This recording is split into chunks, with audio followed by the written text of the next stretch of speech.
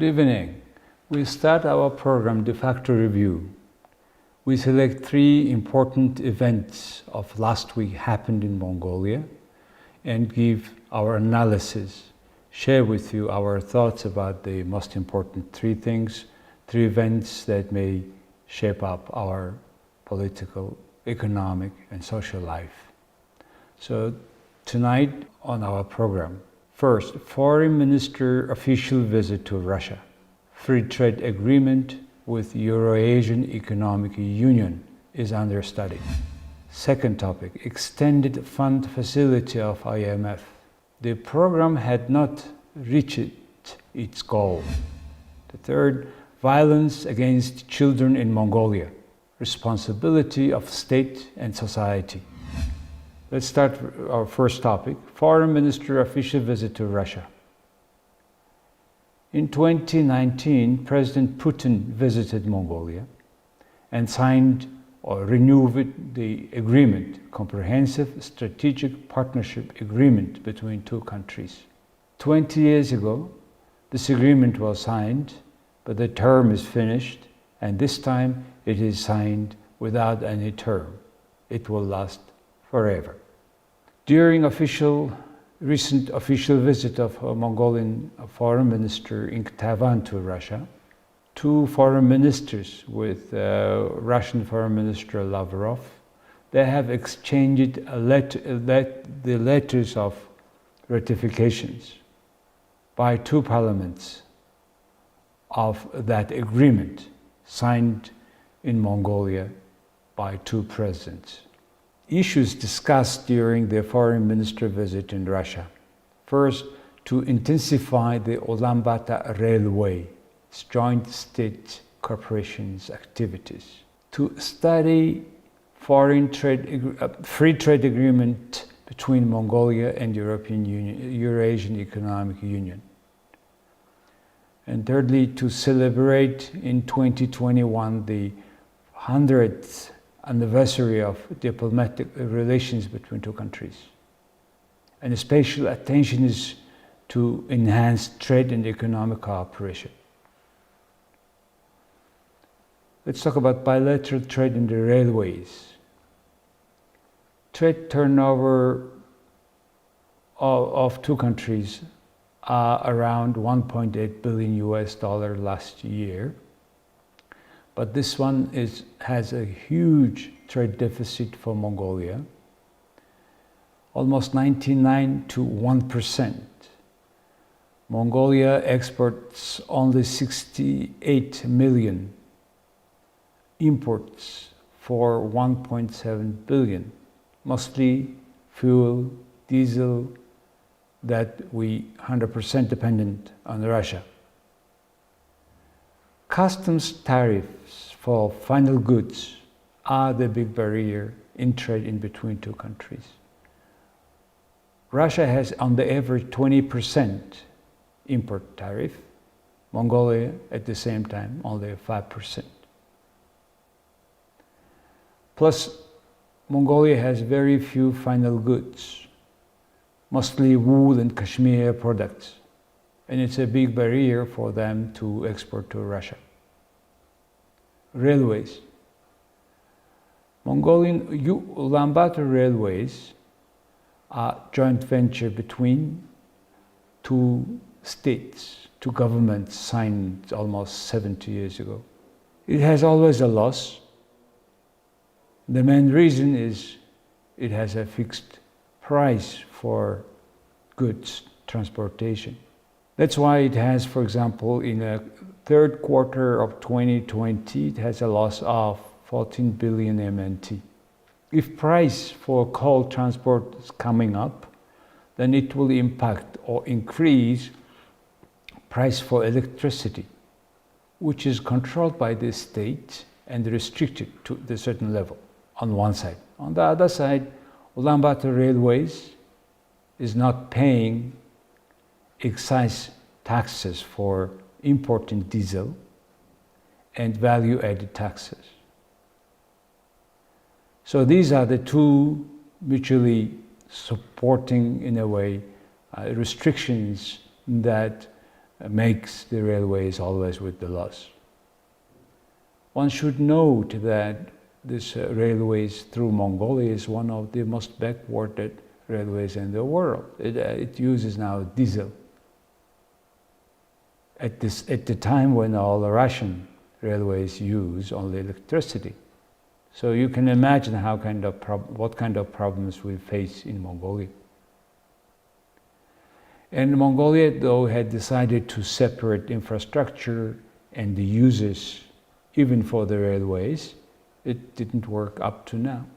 So we have this strange monopoly of two not efficient state-run company. During Mr. Putin's visit last year, two sides have agreed to borrow 100 billion rubles loan from Russia to be used for intensifying activities of these railways. But however, all this work is delayed now, postponed, because coronavirus 19. Transport turnover keeps increasing. Railway transport turnovers. 2019, Ulaanbaatar Railways made 28 million tons cargo. And this year, in February and March, this transportation by the railways have decreased for 16 to 18%. But however, it will be regained back for the rest of the year. And the expectation is they will have more transport than last year. Concerning the free trade agreement between Eurasian Economic Union and Mongolia. What is Eurasian Economic Union? This is so far only 5 former the Soviet Union republics: Armenia, Belarus, Kazakhstan, Kyrgyzstan, and Russia. Mongolia is invited to this union. Also, Indonesia is looking for, according to their statements, for cooperation. And Mongolia have created now, or two sides have created a study group, working group, to study the possibility of Mongolia becoming a part of it. However, Mongolia is different than the other countries because it's mostly economic free country, only 5% import tariff. Those countries have, with other countries, they have no import tariff among each other. That makes it also create some problems in countries like Kyrgyzstan. Many jobs are lost because cheaper goods, of consumer goods, come to each country. So for bigger market to smaller market, more economies of scale, so it makes some jobs killed. At the same time, Mongolia has only experience with one only country, Japan. We have a free trade agreement with Japan from 2015. Turnover that year was about $300 million US. After 4 years, or last year, it became $600 million US, twice increase. However, import of Japanese, mostly old cars to Mongolia have increased substantially, almost 2 times. But export from Mongolia to Japan have decreased from 20 million to 15 million for the last 4 years.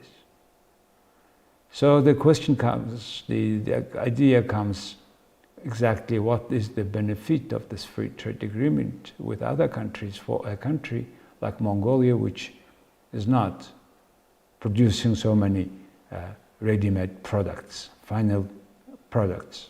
Eurasian Economic Union countries have very strong agricultural products policy. They have a high tariff. They defend their industry, agriculture industry. And they are more developed than Mongolia. So what is clear benefit for Mongolia? That's the questions I think this working group is to need to study.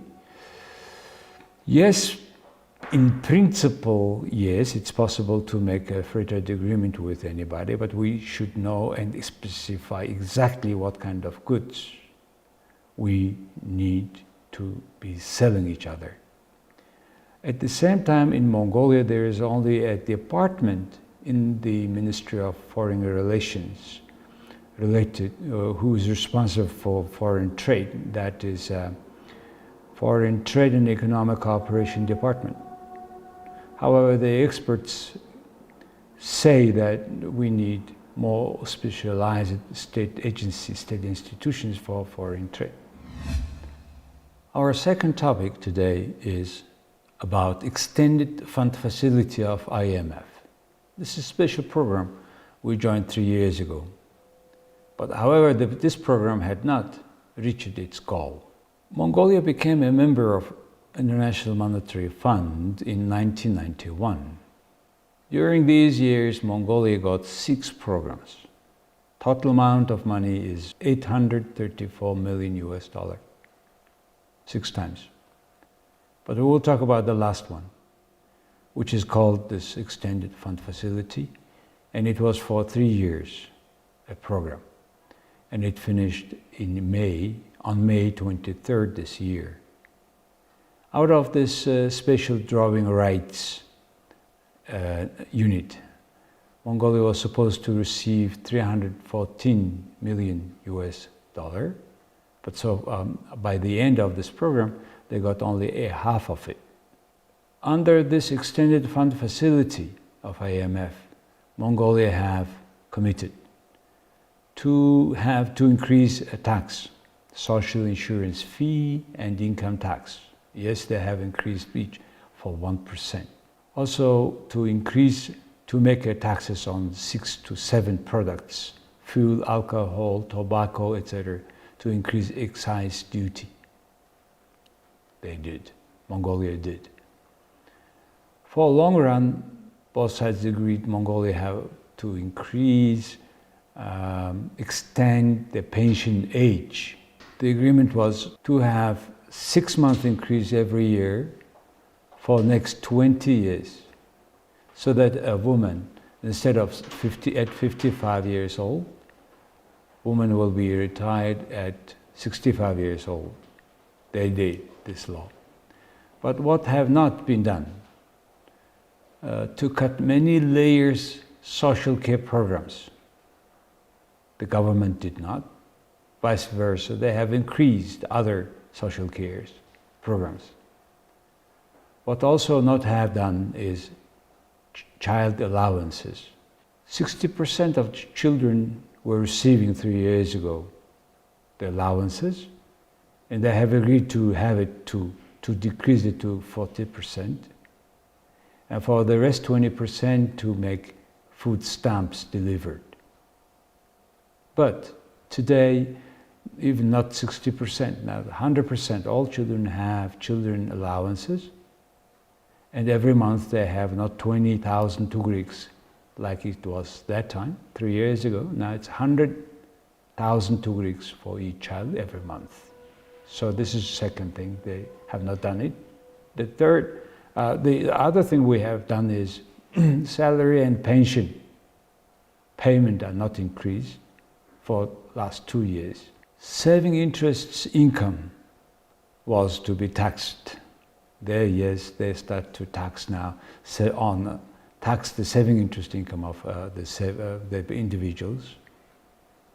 And it was also agreed to reconsider many concessional agreements. We don't know which concessional agreement they have signed, they have reconsidered, but looks like government made a lot concessional agreement that has too much payment later on. Also, they have agreed to continue the mortgage scheme today we have, but Mongolia has changed the current mortgage scheme, which is 6%, 8% per year loan, but it will be now 6% from next year. So it will have another additional load on budget. The last thing that Mongolia had not done, and probably this is the main reason why this program has not reached its goal, that is to have independent auditing for Mongolian commercial banks, and to make sure that the equity capital increase money is legal. This work is not done completely. Yes, they made auditing, independent auditing. Yes, they have considered that some banks' equity increase capital was in cash or whatever, not according to the international standard. So this is the main job they have not completed. So what happens when we are not meeting our international obligations by international agreements? Well, what happens is now is Mongolia is getting more and more deep in debt, foreign debt. Country has total about 30 billion US dollar debt, out of which 7 billion is to the government, of government debt, which is a kind of 60% of GDP of the country. Mongol Bank has big debt, about 2.5 billion US dollar or 12 billion yuan debt to Chinese state bank. And Mongolia needs to also pay, start to pay big money from next year, 600 million for Matzale bonds. A year after, Chinggis bond, 1 billion. Year after, in 2023, Grege bond, 800 million. In 2024, Horaldai bond, 600 million US dollar. So total 3 billion US dollar this government is to pay. Mongol Bank has 2.5 billion US dollar to pay. These loans becoming a new debt burden for the country because up to now, all bonds being paid by another bonds on the way increasing the interest rate. Now, if Mongolia is borrowing new money, we will have to borrow our bond will have not less than 10%, which is quite expensive. It is way higher than just to borrow money from international commercial banks. Question arises, how long we can go paying the debt by new debt? Who will stop it? When? And what happens if we don't stop it? This snowball of foreign debt. Yes, the government the Mongol Bank keeps increasing gold reserve. They're buying more and more gold from local miners here. But how much we can raise this fund? And plus, we don't have a purifying factory of gold.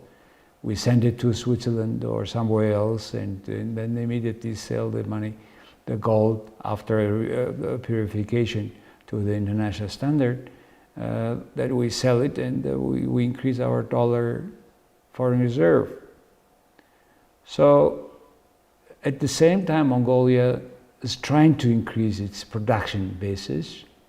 The Prime Minister had promised to increase the capacity of power stations and to be able to refine our own petroleum, etc., etc. They promise many new productions, but however, it requires investment, which we have not. At the same time, foreign direct investment to Mongolia is not staying idle. Almost no foreign direct investment. So if we don't pay our debt on time, our credit ratings will be deteriorate. So these are the concerns the Mongolian government has today. So that's our thoughts about why this IMF Extended Fund Facility program had not reached its goal. Our third topic tonight is violence against children situation in Mongolia. Responsibility of state and society. There was 7,300 violences registered, domestic violences in the country just in a month of August this year. It has increased almost 30% compared with the same August of last year. Yes, there is an increase worldwide of domestic violences, because of coronaviruses. That's why it is the main reason of our society to concentrate on this issue together again. Also because recent certain cases of very severe violences against children.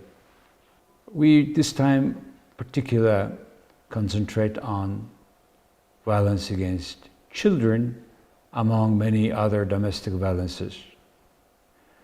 The psychologists say that any violences, particular family violences, as they regard this violence is as a conscious action.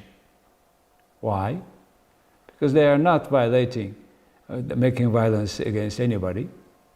They do it with the family members, mostly at night, in-house, beyond locked doors, without any witnesses. The violator knows he or she angry for someone, exactly knowing on whom one can express that bitter feelings. And unfortunately, this domestic violence happens in all layers of society. And psychologists also say that it is related it's coming from the broken marriages, not lucky marriages. Because psychologists say that there are cases where the children the people know each other only for a few months and getting married on their emotions, and so they advise you should know very well the person you're going to marry.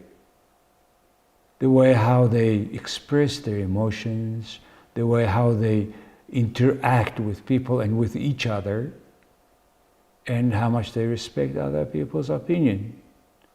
And what is their approach to the children? So these are the advices given by psychologists in these cases. Mongolia has a special law, child protection law. In this law, we talk about 5 spaces, places: home, in schools, educational, health, media, and digital, public. So these are the 5 cases, like many countries regard where the children's violations against children are happening. And the country, the society, everybody needs to stop that, prevent from this kind of violations. In Mongolia, for example, these public places are addressed. There are some 150 retired people to protect children in these public places, kindergarten, the streets, squares, and their incentives are paid by the Ministry of Social Care and Labor. Because the COVID didn't work until now, until October 1st, where we suppose the social normal life starts in Mongolia. In this child protection law of Mongolia, it forbids violences against children in all social places that I mentioned above.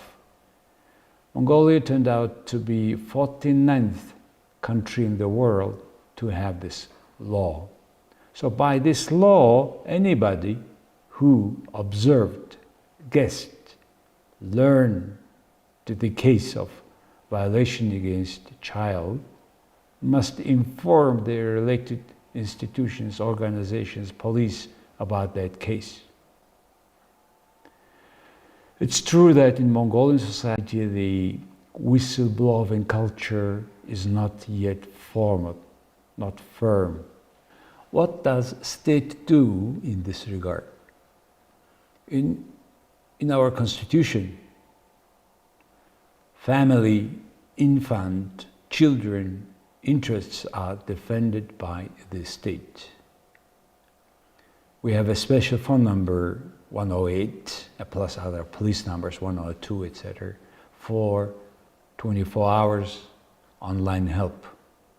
As soon as they receive this call, they send police, and if necessary, they take the child for children care centers. And there are 9 districts in Ulaanbaatar city where a half of Mongolian population residing. And each police department in each district has one officer that's responsible for domestic violence and crimes against children prevention work. In total, only 20 officers are in the police departments all around the country. There is also so-called children right inspectors, 55 of them. They are paid, they are working under the Ministry of Social Care and Labor. The police has not a specific budget for this work, for this prevention against crimes. They have 80 million tugriks a year, but that is to cover 200 types of criminal laws, 30 groups of conflicts laws specified violence preventions. So you can imagine how much it is altogether. Mongolia has spent through Ministry of Social Care and Labor 6.4 billion in tugriks in 2018, and last year and this year each 8 billion tugriks for this work. So the state, that's the way how state works. So what shall we do? There are many factors. Everyone's conscious level must be changed. Conscious level about the violence. And also the whole society need to change our approach to any and all violences.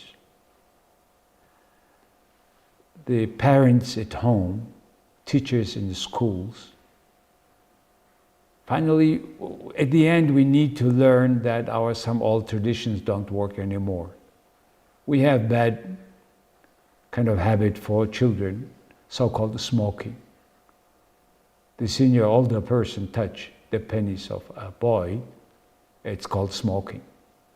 Also, the behavioral changes must be done in the schools where the people touch the female students' cloth, form. Even there was a case, a very we should learn case was in Germany. The Mongolian old man was touching smoking, so-called, or sniffing, in that way, and he was sent to police.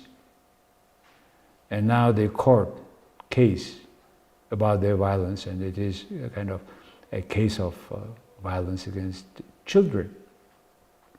And finally, Mongolian society should not demand woman working if she has no children, and yet bringing up the child if she has no job.